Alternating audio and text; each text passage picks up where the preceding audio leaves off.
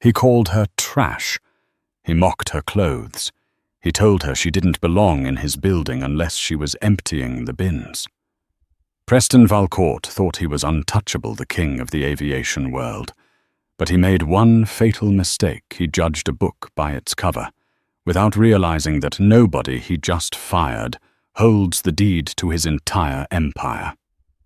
You are about to witness the most satisfying, unparalleled act of corporate revenge ever recorded.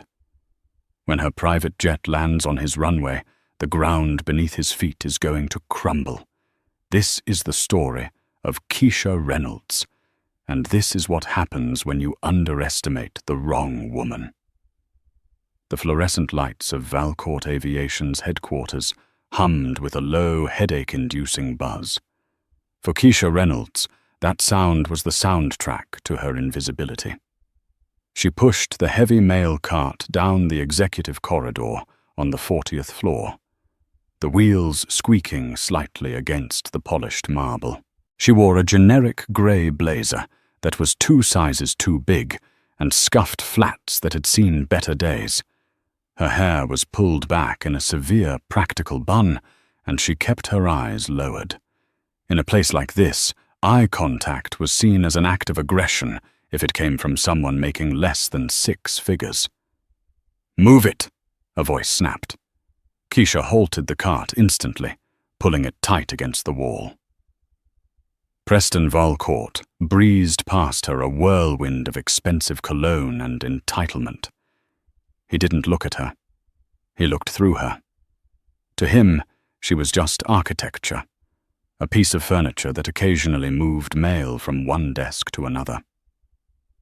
Walking beside him was Brittany, his executive assistant, who was frantically tapping on a tablet. "The numbers for the Q3 merger are tanking, Preston," Brittany hissed, trying to keep her voice down. "The board is going to eat us alive. We need that liquidity injection from the KR group, or we can't fuel the fleet for next month." Preston stopped abruptly, causing Brittany to nearly collide with him. He turned, his face flushed with the specific kind of anger that only rich men who have never been told no possess. "Do not speak to me about failure in the hallway." "Brittany," Preston snarled, "we are Valcourt Aviation. We own the ski. This KR group, whoever the hell they are, will sign because I tell them to sign. They're probably some new money tech firm desperate for my validation." He adjusted his silk tie, his eyes finally landing on Keisha, not on her face but on the cart. "You," he barked. Keisha looked up, keeping her expression neutral. "Yes, Mr. Valcourt. Why is there a coffee stain on the carpet near the conference room?" He pointed a manicured finger toward a microscopic drop of brown liquid 5 feet away. "I have the Japanese delegation arriving in 20 minutes. If that isn't gone by the time I walk back out, you're fired. Actually, I don't even know if you work for cleaning or mail, but consider yourself warned." "I'm with internal logistics, sir," Keisha said softly. "I'm delivering the updated runway safety protocols you asked for last week." She reached into her cart and pulled out a thick blue folder. It was marked Urgent Runaway 4 Structural Integrity. Preston looked at the folder as if she had offered him a dead rat. He laughed a short, sharp bark of amusement. "Internal logistics," he sneered, stepping closer, looming over her. "You push a cart. That's your logic. You move paper from point A to point B. You do not analyze my runways. You do not have the capacity to understand what a runway is." He snatched the folder from her hand. Keisha watched as he didn't even open it. He simply turned to Brittany and shoved it into her chest. "Shred this," Preston said, "and get someone to clean that spot. And get this." He gestured vaguely at Keisha. "Obstruction out of the executive wing. I don't want to see her face again until the deal is closed." "Mr. Valcourt," Keisha said, her voice firming up just a fraction. "The report indicates that the tarmac on the north runway, the one you reserved for the VIP arrival, has a sinkhole developing beneath the concrete. If a heavy jet lands there. Preston spun around. The silence in the hallway was deafening. Other employees stuck their heads out of cubicles, then quickly ducked back in. "Did it just speak?" Preston asked Brittany, his eyes wide with mock incredulity. "Did the help just give me engineering advice?" He walked back to Keisha, invading her personal space until she could smell the mint on his breath. "Listen to me very carefully," he whispered. "I have engineers with degrees from MIT. I have consultants who charge more per hour than you make in a year. I do not need advice from a woman wearing shoes from a discount bin. The VIP is landing on the North Runway because it's the only one with the red carpet access. If you open your mouth again, I will ensure you are blacklisted from every job in this city, right down to the fast food drive-thrus. Do you understand?" Keisha held his gaze. For a second, just a split second, Preston felt a chill. Her eyes weren't fearful. They were calculating, dark, deep, and utterly unafraid. "I understand perfectly, Mr. Valcourt," she said. "Good. Now get out." Preston turned on his heel and stormed into his office, slamming the heavy glass door. Keisha stood there for a moment. Brittany looked at her with a mix of pity and annoyance. "Just go okay before he actually fires you, and take the service elevator." Keisha nodded slowly. She placed her hand on the handle of the mail cart. As she turned the corner out of sight of the executive suite, her posture changed. The slump in her shoulders vanished. Her stride lengthened. She pulled a burner phone from her pocket. Not the cheap company phone they issued her, but a sleek encrypted device. She dialed a number. "Talk to me." A deep voice answered on the other end. It was Arthur, her attorney and right-hand man. He shredded the safety report. Keisha said, her voice cool and crisp, completely different from the meek tone she had used moments ago. "I warned you he was arrogant, Keisha." Arthur sighed. "Are we pulling out?" "No," Keisha said, reaching the service elevator and pressing the button. "He wants the VIP on the North Runway. He gets the VIP on the North Runway. Let the plane land." "But Arthur..." "Yes, boss. Accelerate the purchase of the outstanding debt.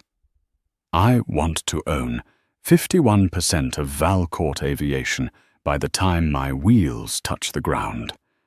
And tell the pilot to prep the G650. I'm done playing the male girl. Consider it done. And Keisha. Yeah. Give him hell." "Oh, I intend to." Keisha smiled, stepping into the elevator. "I'm going to give him a reality check he'll never forget." 3 hours later, the atmosphere inside the Valcourt boardroom was toxic. Preston Valcourt paced the length of the long mahogany table, sweat beading on his forehead. The air conditioning was blasting, yet he felt like he was roasting alive. "Where are they?" Preston shouted, slamming his hand on the table. "The KR Group rep was supposed to be here at 2:00 p.m. It is 2:15. Around the table, the board of directors sat in uncomfortable silence. These were men and women who had ridden the wave of Preston's father's success, only to watch Preston slowly bleed the company dry with bad investments, lawsuits, and an ego the size of a jumbo jet. "Maybe they got wind of the Q3 report," muttered George, the CFO, a man who looked like he hadn't slept in a week. "Preston, we are leveraged to the hilt. If this mystery investor doesn't sign today, the banks seize the hangars on Friday." "They will sign," Preston roared. "They have to. Who wouldn't want a piece of Valcourt? We are a legacy brand. We are a sinking ship," George shot back, losing his patience. "And this KR Group, nobody knows who runs it. They appeared out of nowhere 6 months ago, buying up aerospace tech fuel logistics, and now they're looking at us. We are at their mercy." "I am never at anyone's mercy," Preston hissed. He walked to the window, looking out over the sprawling tarmac of the private airfield below. From this height, the planes looked like toys. He saw the shimmering heat haze rising off the asphalt. He saw the North Runway, freshly painted, a red carpet rolled out, waiting for the arrival of the KMR. Group's CEO. "Who is the CEO, anyway?" Preston asked, not turning around. "Brittany. Did we ever get a name?" Brittany, standing in the corner, checked her tablet nervously. "No, sir. All correspondence goes through a law firm in Zurich. They just refer to the principal as the chair. They said the chair prefers privacy." "Privacy," Preston scoffed. "Probably some hideously ugly recluse, or a kid who inherited Daddy's money and wants to play with planes." Suddenly, the intercom on the table buzzed. "Mr. Valcourt." It was the control tower. "What is it?" Preston snapped. "Sir, we have a flight plan filing appearing on the radar. Call sign Nemesis 1. It's a Gulfstream G650ER, ETA 5 minutes. "Nemesis," Preston frowned. "What kind of stupid call sign is that?" "Is it them?" "Affirmative, sir. It's the KR Group jet." Preston straightened his jacket. He ran a hand through his hair. "All right. Everyone look alive. I want smiles. I want confidence. We are not begging. We are offering them the privilege of partnering with us." He looked at George. "And hide those financial reports. If they ask, our liquidity is fluid." "That's fraud, Preston," George warned. "That's business," Preston countered. Down in the basement levels of the building, Keisha Reynolds was shedding her skin. She stood in the locker room designated for the janitorial staff. The grey blazer was in the trash. The scuffed flats were kicked into a corner. She opened her locker, the one she had maintained for 3 months while undercover. Inside hung a garment bag. She unzipped it. Inside was a tailored white power suit, cut from Italian silk, sharp enough to cut glass. She pulled it on. It fit her like armor. She sat on the wooden bench and swapped the flats for a pair of red-bottomed stilettos. She let her hair down, shaking out the curls she had kept tightly restrained. She applied a layer of bold, dark red lipstick. She looked in the cracked mirror of the locker room. The tired, invisible male girl was gone. In her place stood Keisha Reynolds, self-made billionaire owner of Reynolds Global, and as of 10 minutes ago, the majority shareholder of Valcourt Aviation. She checked her phone. A text from Arthur. The wire transfer cleared. "You own the debt. You own the building. You own him." Keisha smirked. She typed back, "Showtime." She walked out of the locker room, her heels clicking rhythmically on the concrete floor. She didn't take the service elevator this time. She walked straight to the main lobby elevators. A security guard, a man named Frank, whom she had brought coffee to every morning for weeks, looked up. He blinked, confused. He recognized the face, but the aura was completely alien. Keisha," he stammered. You can't go up there. You know the rules. Staff exit is in the back." Keisha stopped and smiled at him, a genuine, warm smile. "It's okay, Frank. I'm not staff today. And by the way, your wife's surgery, I covered the copay. Check your account." Frank's jaw dropped. "What? How did you take the rest of the day off, Frank?" She stepped into the glass elevator and pressed the button for the roof access, not the boardroom. She wasn't going to the meeting room. She was going to the tarmac. She had to meet her own plane. Up in the boardroom, Preston was watching the sky. "There it is," he murmured. A sleek black jet sliced through the clouds. It was beautiful, a beast of a machine. It banked sharply, lining up with the North Runway. "Look at that landing gear," Preston said, drooling slightly over the machinery. "That's customized.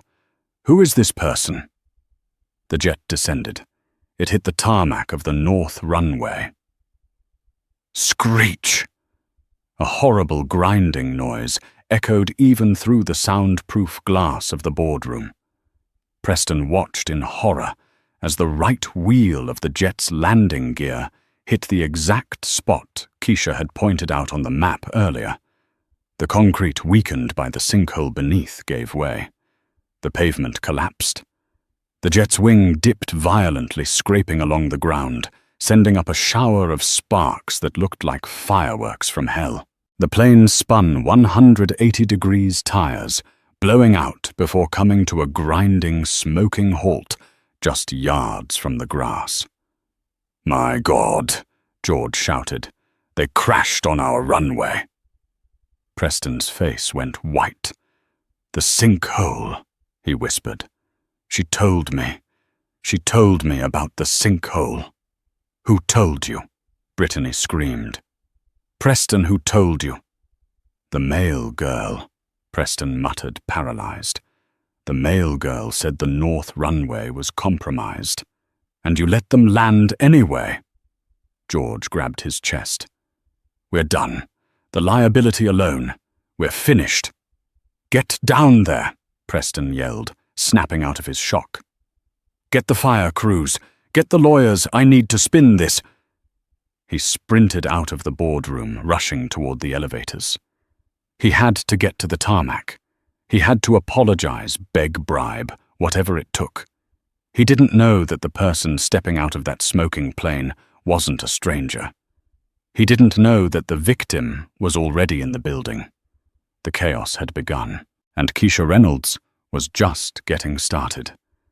The tarmac was a chaotic symphony of screaming sirens and shouting men. Fire foam sprayed in wide white arcs over the smoking landing gear of the Gulfstream G650ER. The smell of aviation fuel was thick and nauseating, mixing with the scent of burnt rubber and scorched concrete. Preston Valcourt ran toward the scene, his expensive Italian loafers slapping against the asphalt. He was out of breath, his tie flapping over his shoulder. Behind him, a phalanx of nervous executives and legal counsel struggled to keep up. "Is everyone alive?" Preston screamed at the fire chief, a burly man named Henderson, who was directing the foam cannons. "Pilots are out," Henderson shouted back over the roar of a diesel engine. "They're shaken up but fine. No passengers on board, according to the manifest." Preston stopped dead in his tracks. "No passengers." He blinked, wiping sweat from his eyes. "What do you mean, no passengers, the chair of KR? Group was supposed to be on that plane."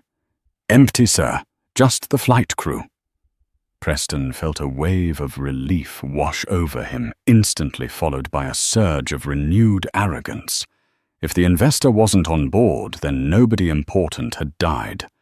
If nobody important had died, this was just an insurance claim. A very expensive, embarrassing insurance claim, but something he could survive. He spun around to face his team. George, the CFO, was hyperventilating into a paper bag. Brittany was typing furiously on her phone, trying to block the press from getting aerial shots. "All right, listen to me." Preston barked, his voice regaining its command. "This is a mechanical failure. The landing gear malfunctioned. That is the narrative.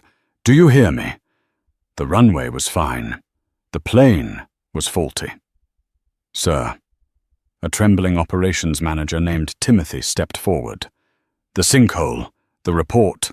"Shut up." Preston lunged at him. "There was no report. There is no sinkhole. If anyone asks, that concrete failed because the jet came in too heavy and too fast. We are the victims here. We are going to sue KR Group for damaging our facility." Preston was manic now, constructing a web of lies in real time. He pointed a shaking finger at the smoking wreckage. "Look at that! They tried to kill us. They sent a defective plane to ruin my reputation. Is that your official statement, Mr. Valcourt?" The voice came from behind the cluster of executives. It wasn't loud, but it cut through the noise of the fire trucks like a razor blade. It was amplified, cool, and terrifyingly calm. Preston turned around. A black limousine had pulled up onto the tarmac near the hangar bay doors without anyone noticing. The driver was holding the back door open, but the person speaking hadn't come from the car. Walking toward them from the main terminal building was a woman. She was flanked by 4 men in dark suits who moved with the precision of Secret Service agents. Preston squinted against the glare of the sun. The woman was wearing a white silk suit that glowed in the afternoon light. She wore dark sunglasses and heels that looked sharp enough to puncture a lung. She walked with a predator's grace, slow, deliberate, inevitable. "Who is that?" Preston demanded. "Security. Get her off the field. This is an active crash site." The woman didn't stop. She kept coming. As she got closer, she reached up and removed her sunglasses. Preston's mouth opened, but no sound came out. His brain tried to reject what his eyes were seeing. He recognized the face. He recognized the bone structure, the eyes, the skin. But the context was wrong. This face belonged to a grey, shapeless blazer. It belonged to a mail cart. It belonged to a nobody. "You," Preston whispered. The maid." Keisha stopped 10 feet away from him. Her team fanned out behind her. One of them, a tall man with silver hair and a briefcase, stepped forward. "This was Arthur Reynolds," Arthur said, handing Keisha a tablet. "The damage assessment is already coming in from the drone footage. Looks like a classic subterranean collapse. Exactly as predicted in the report you tried to deliver at 10 a.m. Keisha took the tablet, not looking at it. She kept her eyes locked on Preston. "You," Preston stammered, his face turning a violent shade of red. "What are you doing in those clothes? Did you steal them? I fired you. I told you to get out." He looked around at his employees, desperate for validation. "Why is the cleaning lady standing on my tarmac?" "Someone arrest her." "Mr. Valcourt," Keisha said. Her voice was smooth, devoid of the submissive stutter she had faked for 3 months. "I suggest you lower your voice. You are currently screaming at the owner of the aircraft you just destroyed." The silence that descended on the group was absolute. Even the fire trucks seemed to quiet down. Preston let out a hysterical laugh. You own." He pointed at the wreckage of the $50 million jet. "You push a mail cart. You make minimum wage. You are trash." "My name is Keisha Reynolds," she said. "I am the CEO and founder of the KR Group, and for the last 90 days I have been conducting an undercover due diligence audit of this company. And frankly, Preston, I'm not impressed." Preston staggered back as if he'd been physically slapped. No, that's impossible. This is a prank. Brittany." "Tell me this is a prank." Brittany was staring at Keisha, her mouth agape. Keisha Reynolds," she whispered. "Oh my God. It fits. I warned you." Keisha continued, taking a step closer. The heels clicked ominously. "I stood in the hallway 3 hours ago, and I looked you in the eye. I told you the north runway had a sinkhole. I handed you the engineering report, and you told me that I didn't have the capacity to understand what a runway is." She gestured elegantly to the smoking hole in the ground where the expensive jet sat crumpled. "Do you think I understand it now, Preston?" "You set me up," Preston shrieked. You crashed that plane on purpose. The plane was remote piloted for the final approach, once we confirmed you hadn't closed the runway," Keisha said coldly. "I was willing to sacrifice a jet to prove a point. Because unlike you, I value human life over machinery. I wasn't going to let a passenger land on that death trap. But I needed the world to see your negligence in high definition." She pointed to the hangar roof. Preston looked up. A camera crew was stationed there. "We've been live streaming the approach," Keisha said, "and we recorded the audio in the hallway this morning. The world just heard you call your safety inspector trash. The world just watched your negligence destroy an asset. Your stock dropped 40% in the last 10 minutes. Preston looked at his phone. It was buzzing incessantly. Messages from the board, from the bank, from his father. "You ruined me," he hissed, his eyes wild. "I will sue you. I will bury you. I have lawyers who will eat you alive." "Arthur," Keisha said, holding out her hand. Arthur placed a blue folder in her hand. It looked exactly like the one Preston had nearly shredded earlier, but this one was stamped with the seal of the Federal Aviation Administration and the Securities and Exchange Commission. "You don't have lawyers, Preston," Keisha said. "You have creditors, and as of 2:30 p.m. today, I am the biggest one." The transition from the sweltering heat of the tarmac to the air-conditioned sterility of the executive conference room was jarring. Preston sat at the head of the table, though he looked less like a king and more like a prisoner awaiting execution. His suit jacket was off, his shirt was stained with sweat, and his hands were shaking uncontrollably. On one side of the table sat the Valcourt board of directors, men and women Preston had bullied for years. They wouldn't look at him. They were looking at the woman at the other end of the table. Keisha sat with perfect posture. She hadn't broken a sweat. Arthur sat to her right, arranging documents in neat piles. "This is illegal," Preston muttered. "This is entrapment, corporate espionage." "It's called due diligence," Arthur corrected him, peering over his spectacles. "Ms. Reynolds has every right to inspect a company she intends to purchase. The fact that she chose to do it from the mailroom floor is unconventional but perfectly legal." "I'm not selling." Preston slammed his fist on the table. "I'm the CEO. I own the controlling stake."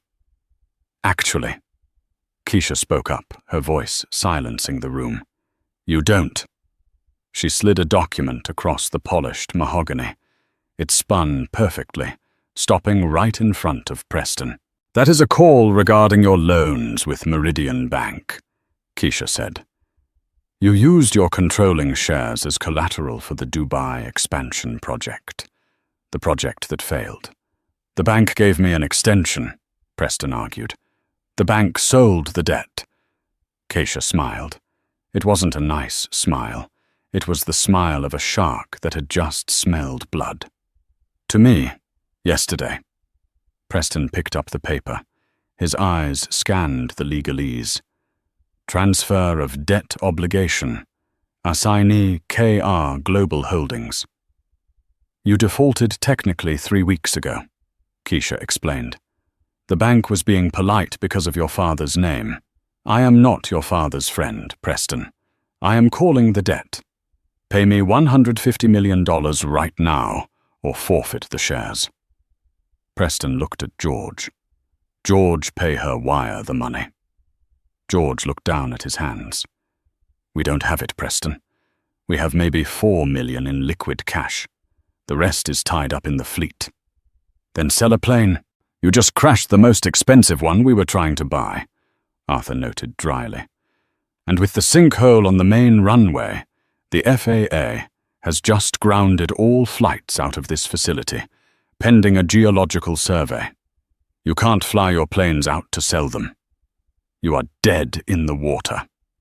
Preston slumped back in his chair. The reality was crushing him. The walls of the empire he had inherited, the empire he had treated like a playground, were closing in. Why? Preston whispered. He looked at Keisha. Really looked at her, searching for the reason. Why go to all this trouble? Why dress up as a maid? Why humiliate me? Keisha leaned forward. The playful irony was gone from her face. In its place was a cold, hard anger that had been simmering for years. "Do you remember a man named David Reynolds?" she asked. Preston frowned. "No, who? He was a mechanic, one of the best. He worked here 15 years ago. He found a crack in a turbine blade on a flight scheduled for a senator. He grounded the plane." Preston waved his hand dismissively. "I don't track every grease monkey who turns a wrench." "You came down to the hangar," Keisha continued, her voice tightening. "You were just a VP then. Daddy's boy. You told him he was delaying progress. You told him he was being overcautious. You fired him on the spot for insubordination. You blacklisted him. You told the other airlines he stole tools so he couldn't get hired anywhere else." Preston shrugged. "So he was probably incompetent." "He was my father," Keisha said. The room went deadly quiet.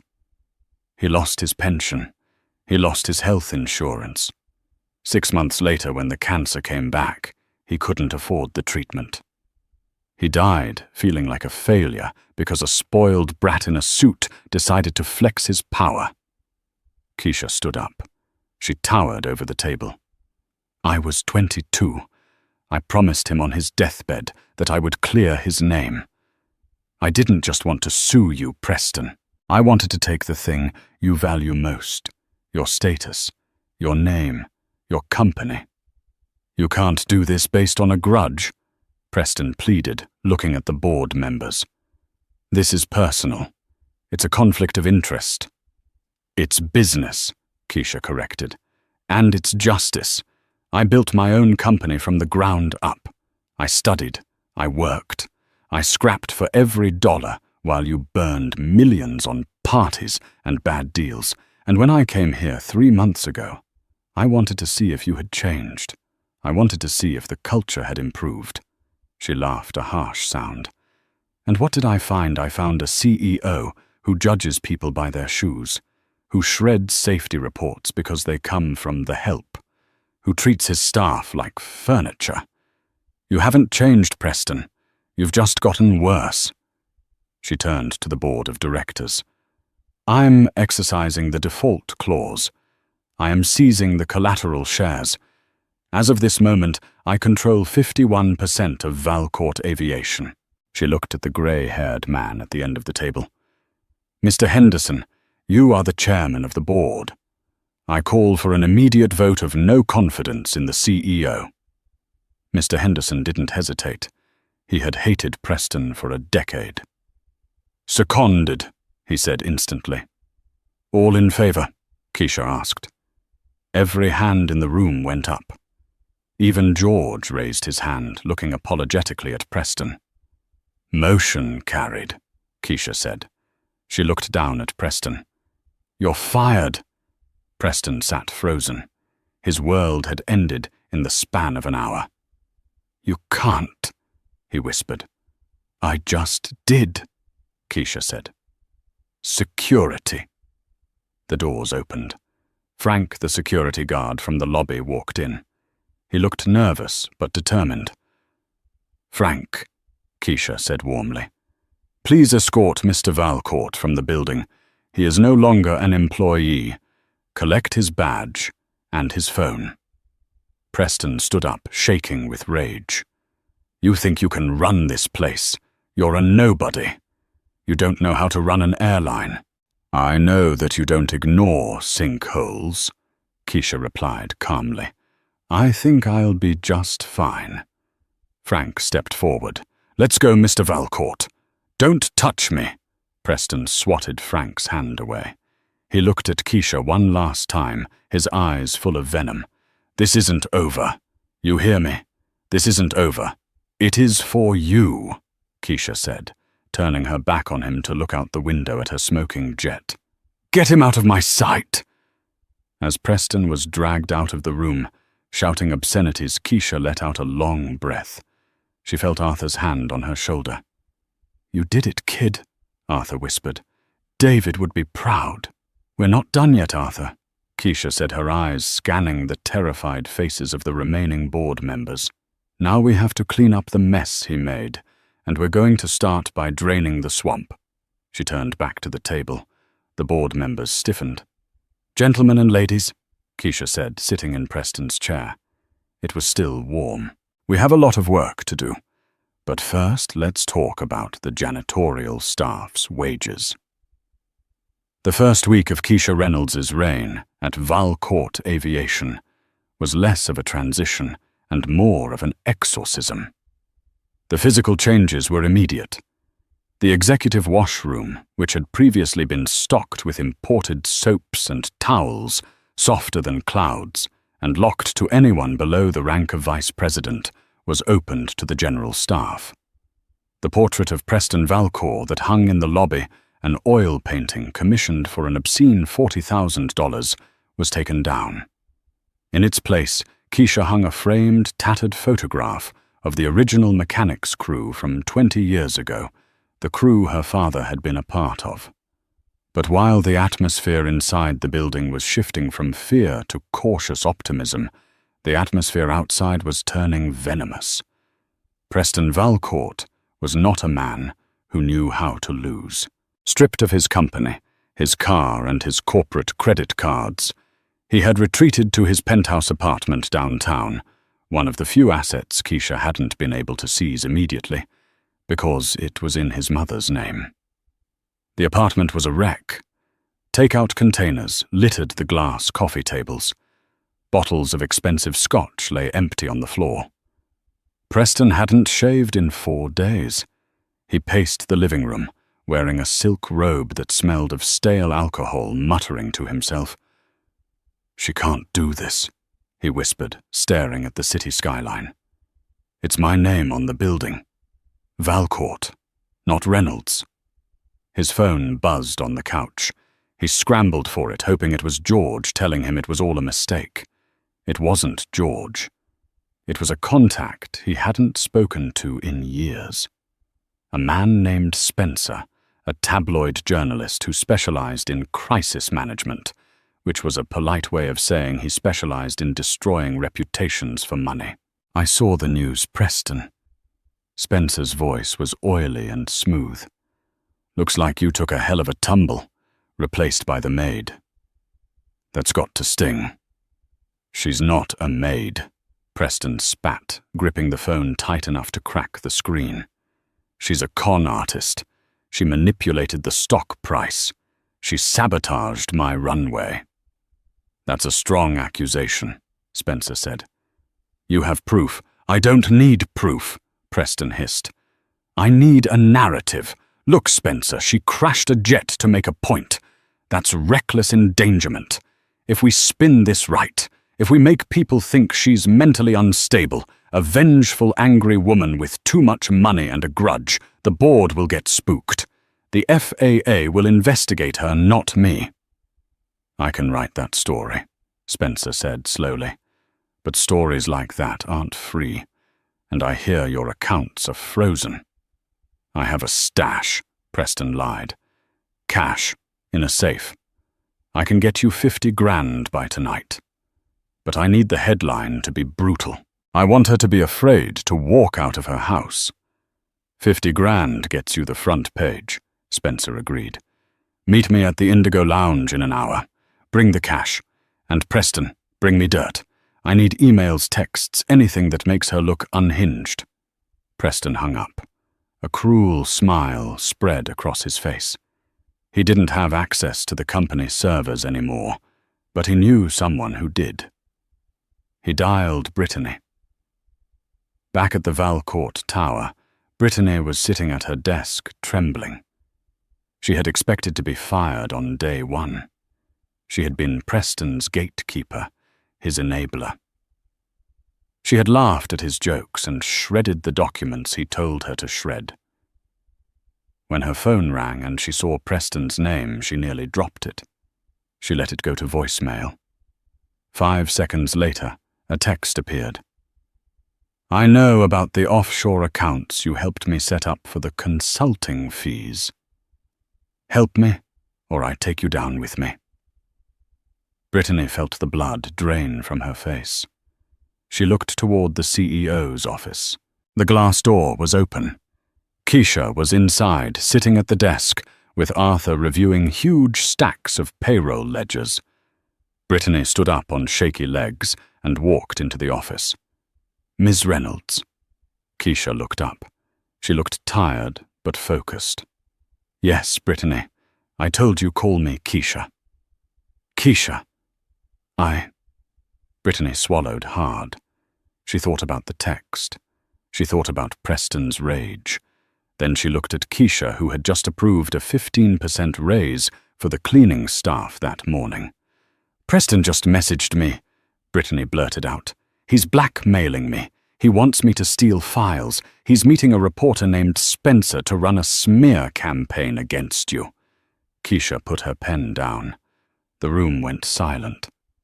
Arthur looked up over his glasses, his expression darkening. He's trying to frame you for the crash, Brittany continued, tears welling in her eyes. He wants to say you endangered the pilots on purpose. He wants to paint you as crazy. Keisha leaned back in her chair. She didn't look angry. She looked disappointed. Thank you for telling me, Brittany, Keisha said softly. That took courage. I helped him steal money. Brittany confessed the words tumbling out. Before you came, he made me set up shell accounts in the Caymans. I can show you where they are. I don't want to go to jail. Keisha stood up and walked around the desk. She handed Brittany a tissue.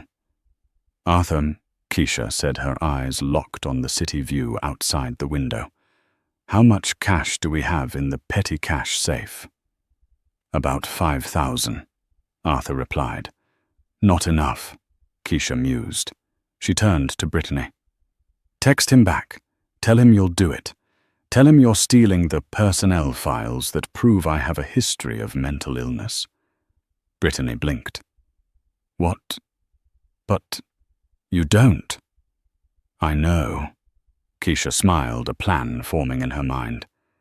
But Preston believes what he wants to believe. We're going to give him a file. Arthur, get the fabrication team. I want to create a fake medical history. Make it look convincing. Hallucinations, paranoia, the works. You want to give him ammunition? Arthur asked, confused. I want to give him a loaded gun that points backward, Keisha said. If he runs a story based on forged medical documents that we planted, documents that can be proven false in seconds, he won't just be a disgraced CEO. He'll be sued for libel defamation and using stolen confidential medical records. It's a felony, Arthur. She turned back to Brittany. Can you deliver the file to him? Can you look him in the eye and lie? Brittany wiped her tears. She thought about the years of verbal abuse, the coffee thrown at her, the constant fear. Yes, Brittany said, her voice hardening. I can lie to him. I learned from the best. The headline hit the internet the next morning like a bomb. Billionaire mad woman, the dark secret behind the Valcourt crash. The article written by Spencer was scathing. It claimed that Keisha Reynolds was a vengeful, unstable heiress, ignoring her self-made status, who had orchestrated the crash as a sick theatrical stunt. It cited leaked internal documents, claiming Keisha had been institutionalized twice for delusions of grandeur. By 9 a.m. camera crews were camped out in front of Valcourt Aviation. The stock, which had stabilized, began to wobble again. The board of directors was blowing up Keisha's phone. "This is a disaster," George moaned during the emergency meeting. "Investors are pulling out. They're saying we have a lunatic at the helm. Keisha, is any of this true?" "Were you in a sanitarium in 2018? Keisha sat at the head of the table sipping her coffee. She looked remarkably calm for a woman being crucified on social media. "No, George," she said. "In 2018, I was closing a deal for a logistics hub in Singapore. You can check my passport." "Then where did these documents come from?" George waved the tabloid on his tablet. "From me," Keisha said. The room went silent. "I needed Preston to overplay his hand," she explained. "If I just sued him for money, he'd drag it out for years. I needed him to commit a crime so undeniable that the authorities would have no choice but to step in. Publishing stolen medical records is a crime. Publishing forged medical records to manipulate a stock price, that's market manipulation. That's federal." "But the public doesn't know they're fake," George argued. "The mob is outside. They're calling for your resignation." "Then let's go talk to them," Keisha said, standing up and smoothing her blazer. "You can't go out there," Arthur warned. "They'll tear you apart." "I spent 10 years building a company from nothing," Keisha said. "I've been underestimated by banks, by competitors, and by men like Preston Valcourt. A few cameras don't scare me." She walked down to the lobby. Frank, the head of security, tried to stop her. "Ms. Reynolds, it's not safe." "Open the doors, Frank." The glass doors slid open. The noise was instantaneous. A wall of flashes and shouting reporters greeted her. "Ms. Reynolds, did you crash the plane on purpose? Are you off your medication? Is it true you hallucinate that you're a pilot?" Keisha walked to the podium that had been set up for press conferences. She didn't have notes. She didn't have a teleprompter. She gripped the sides of the podium and waited. She just stared at them until the shouting slowly died down, replaced by a confused silence. "The documents published by Mr. Spencer this morning." Keisha began, her voice clear and ringing. "Claim that I was a patient at the St. Jude's mental health facility in Nevada from June to August of 2018. She paused. St. Jude's mental health facility in Nevada burned down in 2015, she said. It didn't exist in 2018. A ripple of murmurs went through the crowd. Reporters started checking their phones. "Furthermore," Keisha continued, "the signature on the diagnosis form belongs to a Dr. A.J. Cronin. That is a fictional character from a novel, not a real doctor. If Mr. Valcourt and his journalist friend had bothered to fact-check the stolen files they paid $50,000 for, they would have known that." She leaned into the microphone. "Preston Valcourt didn't just lie to you," she told the cameras. "He insulted your intelligence. He thinks the media is stupid enough to print anything he feeds them. He tried to weaponize mental health stigma to cover up his own corporate negligence." Across town in his penthouse, Preston watched the live feed on his massive TV. The color drained from his face. The file Brittany had given him. He hadn't read it closely. He had just seen the words, "diagnosis unstable," and handed it to Spencer. "No," Preston whispered. "No, no, no." His phone started ringing. It wasn't Brittany. It wasn't Spencer. It was the police. Back at the press conference, Keisha wasn't done. "I am not a victim," she said, her voice rising with passion. "And I am not a nobody. I am the woman who is going to fix this company. We are going to rebuild the runway. We are going to rehire the mechanics Preston fired to cut costs. And we are going to start a scholarship fund for underprivileged engineers in the name of David Reynolds, my father." She pointed to the Valcourt sign behind her. "And one last thing. Effective immediately, we are rebranding. This is no longer Valcourt Aviation." The screen behind her flickered. The logo changed. The stylized V was replaced by a golden phoenix rising from the ashes. "Welcome to Phoenix Air," Keisha announced. The crowd erupted, not with anger, but with questions frantic and excited. The narrative had flipped in seconds. She wasn't the villain. She was the hero who had outsmarted the bully. As Keisha walked back into the lobby, Brittany was waiting for her. Brittany was crying again, but this time it looked like relief. "He called me," Brittany said, holding up her phone. "He's screaming. He says he's coming, here." "Let him come," Keisha said coolly. "Frank?" "Yes, ma'am." Frank stepped forward, looking prouder than he had in 20 years.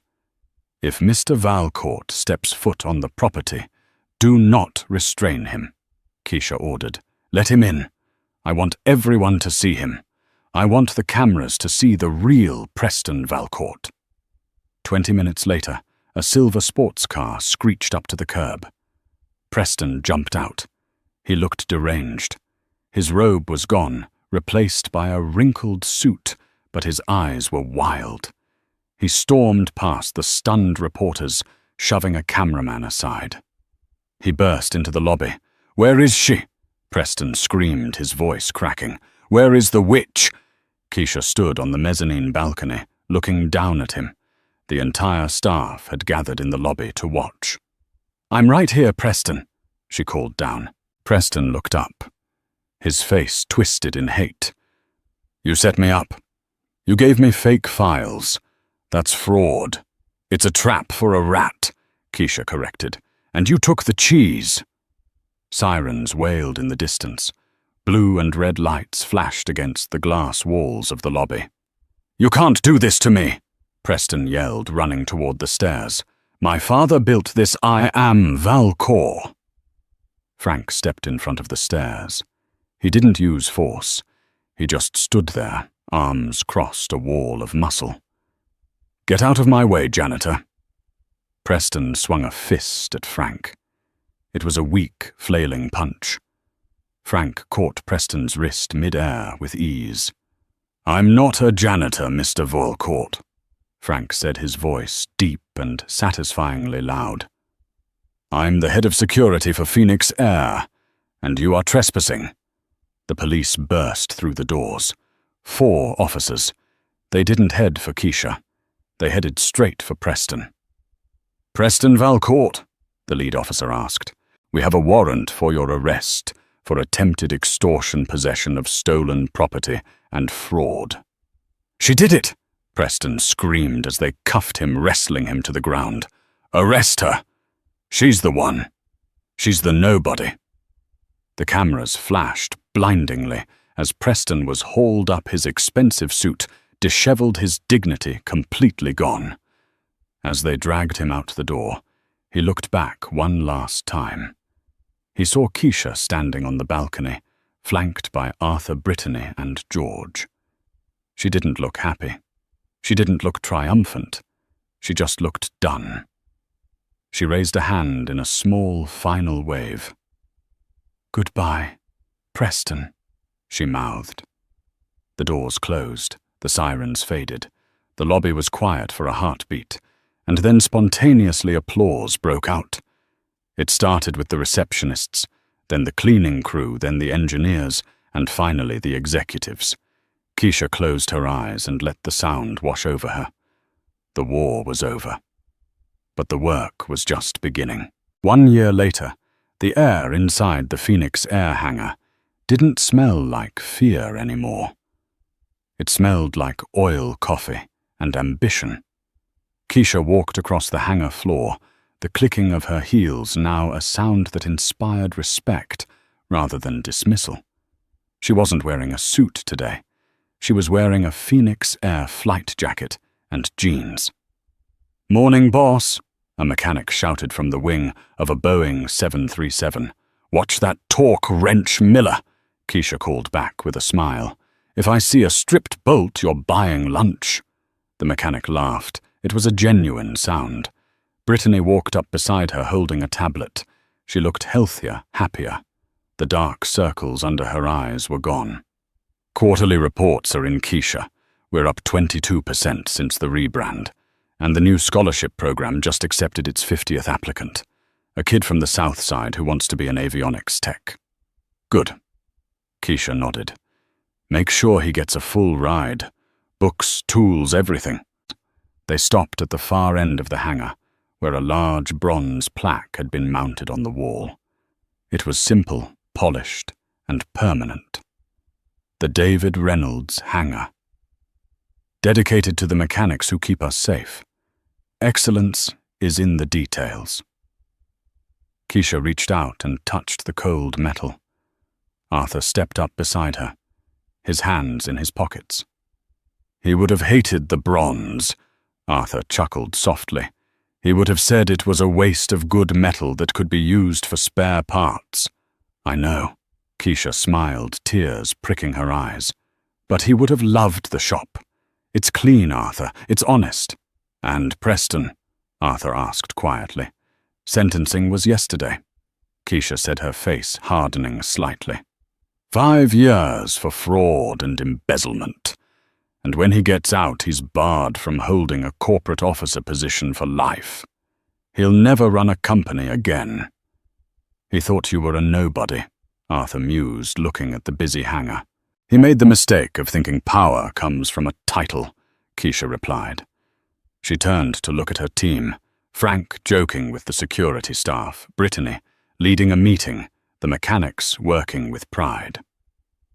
Power doesn't come from a private jet or a corner office, Keisha said, turning to leave.